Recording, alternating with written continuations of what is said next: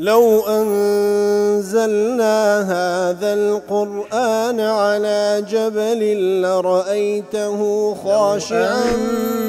أنزلنا هذا القرآن على جبل لرأيته خاشعا لو أنزلنا هذا القرآن على جبل لرأيته خاشعا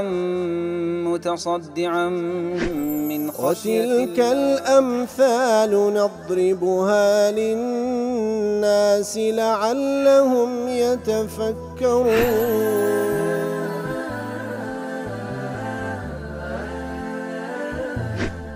الحمد لله والصلاة والسلام على رسول الله وعلى آله وصحبه ومن والاه. السلام عليكم ورحمة الله. برزان خوش حالم لواني 1236 لواني كان تفسير القرآن في رزبين وخزمتان ومبستي رزامن دي رب العالمين وهي وادان مئوي آزي السودي لور بقرن. أعوذ بالله من الشيطان الرجيم. بسم الله الرحمن الرحيم. وجاءت سيارة فأرسلوا واردهم فأدلى دلوه قال يا بشرى هذا غلام وأسروه بضاعة والله عليم بما يعملون. بەڵ خۆشەویستان وکلوانی ڕاوچ لە خزمەت ئەو ئاتی پیرۆزە دابووین لە دوای ئەوەی کەوا براکانی یوسفیان خستە ناوبیرەوە عەلەیهی سەڵات وەسەلام. ئینجا لە دوای ئەوان قافلەیەک و کاروانێک بە نزیکی ئەو بیرەدا دەڕوا کاتێک کە یەک لەوانەی کە وەکو دەفەرمی کە لە پێشەوەی قافلەکە بوو کە پێی دەگوترێ وارید دەچی ئاویان لۆ لەو بیرە هەڵێنجی ئیتر کە دەولکەکەی بەرز دەکاتەوە یوسف خۆی پێ هەڵواسیە و لەگەڵ دەولکەکە دەیهینێتە دەرەوە لە بیرەکە. ئینجا کاتێکەوە یوسف دەبینی دەڵێ یا بوشڕا واتە موژدەیەکی خۆش هذا غولام ئەوە غولام و مێرمنداڵێکە و ئەسەڕوه بضاعە ئیتر ئەوانش کاروانێکی تیجاری بووە لێ یوسفیشیان وەکو کاڵایەک لە خۆگرت و شادیان و لە پێساوی خەڵکی کە دواتر بیفرۆشنەوە والله علیم بما يعملون. الله تعالى ئاگادار بەوەی ئەوان دەیکەن. وەکو ئیبن عەطیە دەفەرمی والله علیم بما يعملون دەفەرمی باسی چێ دەکا علیم بما يعملون دەفەرمی لەوانەیە باسی براکانی یوسف بێ عەلەیهی سەڵات وەسەلام کەواتە ئەوە هەڕەشەیە الله تعالى ئاگادارە بەوەی چیان بەسەر یوسف هینا یان ئەوەتە علیم ما يعملون باس لەو کەسانە دەکاتن لە ضەمیرەکەیدا واتە ئەوانەی کەوا ئەو کاروانەی کەوا چوون یوسفیان دیتەوە و هەروەها وەکو کاڵایەک لە خۆیان گرتاوە کە بیفرۆشن واتە خوای گەورە ئاگادارە بەوەی کەوا چی دەکەن و ئەوەش بەڵگەیە لەسەر ئەوەی کەوا خوای گەورە قەدەرەکان بەو شێوەی دەینتە پێش کە لە نهایەتدا بەرەو چە ئاکامێک دەڕوا. و هەروەها گوترا والله علیم ما يعملون و بە هەردوو شێوە بما يعمله هؤلاء السيارة وما يعمله إخوة يوسف وەکو محەممەد ڕەشید ڕیضا دەڵێ واتە الله تعالى ئاگادار بۆی کە دەیکەن هەم ئەوەی کە براکانی یوسف بە یوسفیان کرد عەلەیهی سەڵات وسەلام هەم ئەوانەی کەوە ئەو قافیلەیە کە یوسفیان کەوتە بەردەستی ئاگادارە الله تعالى کە چی دەکەن. والله عليم ما يعملون قنوتشي دڵێ أي بما يترتب على عملهم القبيح بحسب الظاهر من الأسرار والفوائد المنطوية تحت باطنه. كواتا الله تعالى ئاگادارە بۆی کەوا براکانی یوسف چ دەکەن لەو کردەوە ناشرینەی لەو تاوانەی کەوا بەرامبەر بە یوسفیان کرد بەڵام خوای گەورەش ئاگادارە چ نهێنیەک لە دوای ئەو ئەحداثە ظاهریانە هەیە و هەروەها چ فەوائیدێک خۆی حەشاردا لە نێو ئەو ئەحداث ڕووداوانە. فإن هذا البلاء الذي فعلوه به كان سببا لوصوله إلى مصر وتنقله في أطوار حتى صار ملكها. سبحان الله. كواتە ئەوەی کە بەسەر یوسفیان داهینا خوای گەورە سبحانه وتعالى کردیە سەبەبێک لەوەی کەوا بیگەینی بە مصر ئیتر بە چەند قۆناغێک کاتێکەوە لە کۆتاییدا دەبیتە پادشا و گەورەی مصر فرحم الله به العباد والبلاد. يتربو معي ويكوا بهوي يوسف عليه الصلاة والسلام كوا خواي جورة قدر وبيكا بجوري ولاتي مصر خواي جورة بهوي يوسف رحمي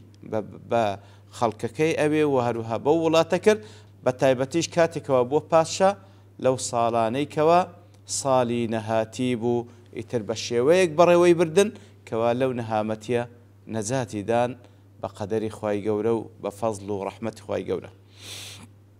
ابن جرير وابن كثير دلين هذا وإن كان خبرا من الله تعالى ذكره عن يوسف نبيه صلى الله عليه وسلم بليت روا أجرتي خبرك الله تعالى باسي دكا درباري يوسف عليه السلام فإنه تذكير من الله نبيه محمدا صلى الله عليه وسلم ببير هنا نوية لبو بيغمركي محمد صلى الله عليه وسلم ودل نوايا لبو أو لويكوا إيش آزارك دتشيجي بدستي خزم كسانو نزيك كاني خوي لكاتك ذاك أوان مشركا واتا بيامك وكأنما بيد فرمي فاصبر يا محمد على ما في ذلك في الله كواتا وكأنما خواهي يقول بيد فرمي آرام بقري يا محمد صلى الله عليه وسلم لسر أو إيش آزارك لبيناوي الله بسر الدادي فإني قادر على تغيير ما ينالك به هؤلاء المشركون. الله تعالى بتوانا كوا قوران كاريب كا لوي كوا بسر الدادي لبردستي مشركان كما كنت قادرا على تغيير ما لقي يوسف من إخوته في حال ما كانوا يفعلون به ما فعلوا. هروكو الله تعالى بتوانا بو ئاگاداریش بوو بۆی کەوا براکانی یوسف چ بەسەر یوسف دەینن بەتوانا بووکەوە بیگۆڕی و لێ نەگەڕێ ئەو شتیان بەسەر بێ ئەو شتە بەسەر یوسف بین عەلەیهی سڵاتو وسەلام ولم يكن تركي لذلك لهوان يوسف عليه. ئیتر کە الله تعالى با بڵێن قەدەری وا بوو کە ئەو شتە بەسەر یوسف بین لەلایەن برایەکانەوە خوای گەورە بەتوانا بوو کەوا گۆڕانکاری بکاو لێ نەگەڕێوان ئەو کارە بکەن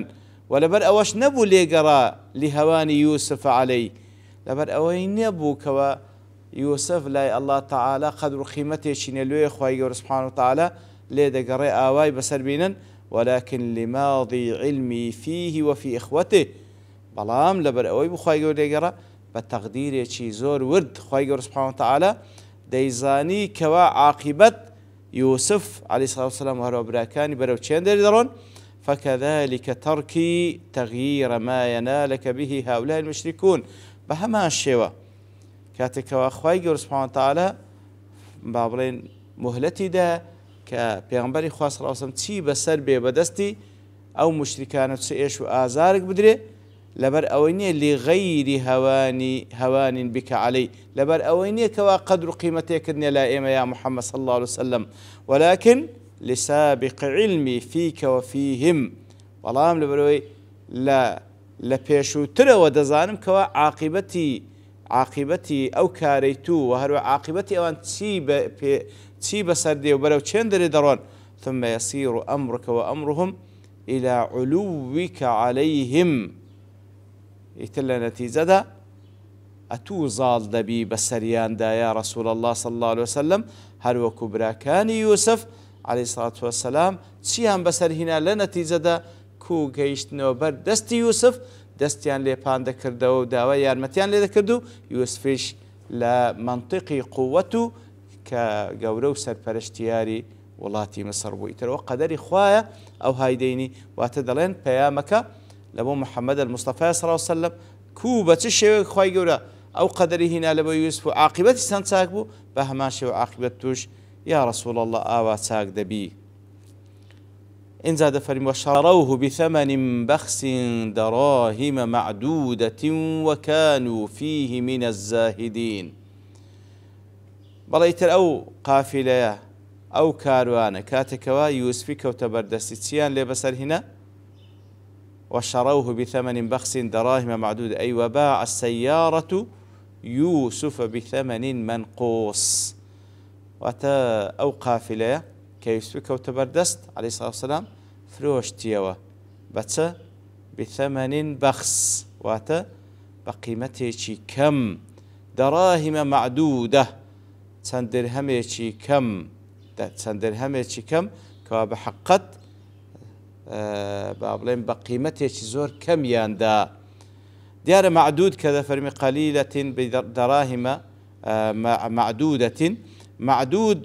واتە ژمێردراو بە چەند دەرهەمێکی ژمێردراو دەڵێ ئەوە کینایەتون عن القەلیل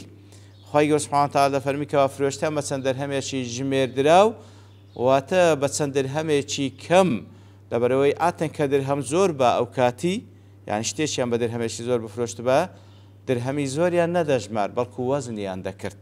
دەیانزانی مەسەلەن ئەو هەندە درهەمە دەکا ئەو هەندە وەزنە بەڵام کە دەفەرمی معدودەوە چەند دەرهەمێکی ژمێردرا و چەند دەرهەمێکی کەم سوبحان الله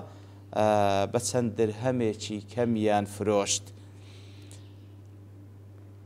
ئیتر ممن اختار أن الذين باعوا يوسف هم السيارة هەندێک دەڵێن ئەوانەی کەوە یوسفیان فرۆشت کە خی گەورە لێدا وەسفی دەکەن وەسفیان دەکا چێ بوون فرۆشتیان کاروانەکە بوو ئەو زانایانەی کەوا بەو شێوان لێکدایتەوەکو ئیبن جوزی و ئەبوو حەیان بیقاعی و محەممەد ڕەشید ڕیضا و ئیبن عاشور و هەروە لە پیاوانی سەلەف قەتادە و حەسەن وا دەڵێن و هەندێک دەڵێن ئین الذین باعوا یوسف هم ئیخوەتە ئەوانەی کەوا یوسفیان فرۆشت کاروانەکە نەبوو براکانی بوون فرۆشتیان لەو مفەسیرانی کەوا دەڵێن ئیبن جەریر و هەروە سەمعانی کە دەڵێ زۆربەی مفەسرین وا دەڵێن و هەروە قورطبی و ئیبن کەثیر و سعدی ومن قال بهذا القول من السلف ئەوانی لە پیاوانی سەلەف گوتیان وەکو ئیبن عباس و مجاهد و ضحاک ابن كثير دليل بداية ونهاية ولما استشعر إخوة يوسف بأخذ السيارة له لحقوهم كواتوا بيدسي براكان يوسف كاتك وفريان دانا بيركا لو دورو برونا نزيكا واش ساورواني هذاك المراقبة هذاك بزان تسي بسردي كاتك بينيان كوا أو كاروانا لقال أخوان طبعا يوسف كتب بردستيوانو لقال أخوان ديبا أوان لحقوهم بدواي أو كاروان دارويشتن وقالوا هذا غلامنا أبق منا سبحان الله طلع تسونا لا كاروان كي قلتان أو كرة غلام كويلي إيميا هلات ولا بردستمان لويا إيما قيمتك من دي مقابلي فاشتروه منهم بثمن بخس سبحان الله بثمنه بقيمته كم فروشتيان سبحان الله وكو عندك لزانا زور زوان دفرت مشاكل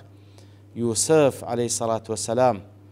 بخوي وبسي بشتي بيغمبره يوسف كري يعقوب كري إسحاق كري إبراهيم بيغمبري كري بيغمبري كري بيغمبري كري خليل الله دفروشري بثمن بخس دراهم معدودة سبحان الله دفروشري بسن درهميشي كم لا سيد الخاطئ ابن الجوزي دليه دڵێ من عجائب الجزاء في الدنيا یەکێک لە عجایباتەکانی پاداشت و سزا لە دنیا کە خوای گەورە وای تەقدیر کردیە أنه لما امتدت أيدي الظلم من إخوة يوسف كاتكوا براكان يوسف بظلم دستيان لبو يوسف بردو ظلميان ليكردو وشروه بثمن بخس بقيمته كم فروشتيان امتدت أكفهم بين يديه بالطلب أو دستيكوا جرأتي كركوا آزاري أو يوسف بداو باشان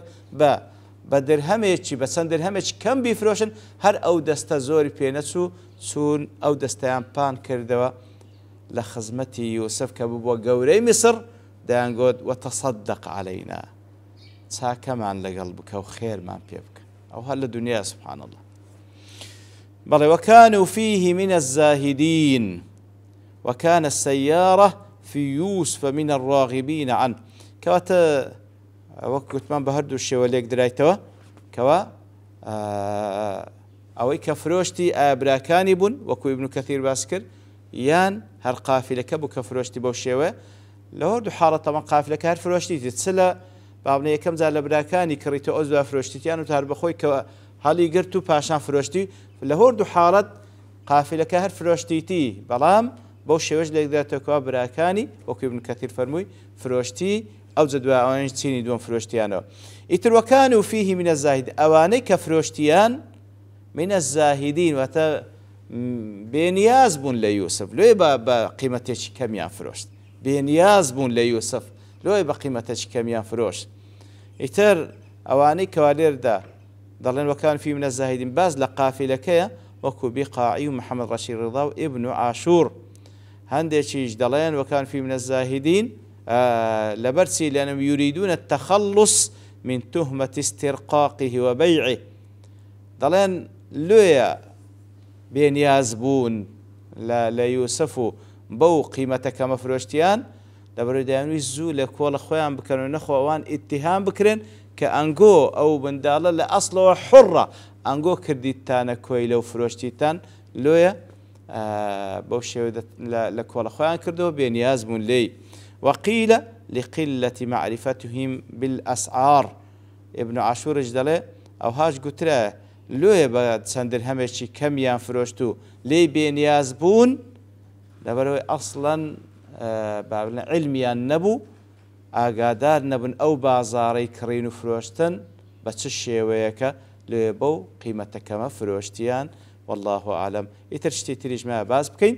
بەڵام لەبەر تەوابوونی کات دەوەستین بە پشتیوانی الله تعالى لەوانەی داهاتوو دينه وخزمته وآته. وصلى الله وسلم على نبينا محمد وعلى آله وصحبه أجمعين، وآخر دعوانا الحمد لله رب العالمين. لو أنزلنا هذا القرآن على جبل لرأيته خاشعا أنزلنا هذا القرآن على جبل لرأيته خاشعا أنزلنا هذا القرآن على جبل لرأيته خاشعا متصدعا